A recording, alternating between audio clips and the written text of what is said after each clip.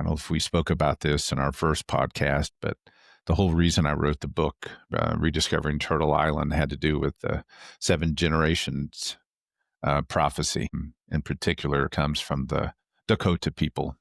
But I believe all of us Siouxans were at one point one tribe. Find the prophecy very important. Had to do with the breaking of the sacred hoop of the Siouan people, which I often will just go back to the impact of smallpox, as if that weren't enough. Many point to the massacre in the 1870s at Wounded Knee up in South Dakota, and that broke the sacred hoop. And the prophecy says for the next 6 generations that we would suffer. And Lord knows Indigenous peoples have suffered here. But with the coming of the markings of the return of white buffalo calves, true albinos, that would mark the age of the 7th generation. And the first one was born in 2001, and the fourth, the important number 4 always, was born in 2007. I was challenged at that point to understand my role and what that meant, because as a member of the 6th generation, I'm supposed to be a teacher.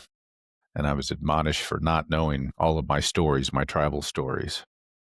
And that while I was well educated in the white man's world, I had a lot to learn on the Indigenous side. So I took that to heart. And Rediscovering Turtle Island is my attempt to try to teach what I think is important, going back to our creation stories and what it means to live red. I lean pretty heavily on Vine's work to define what that means, and I'm trying to come up with an extension of it for book number 2, Post-Colonial Indigeneity, that by still grasping on to fighting settler colonialism, to use the framework, we're giving it power. It's not just about, and now we're getting into the world of becoming kin, not forgetting, but letting loose of that paradigm to guide us through everything.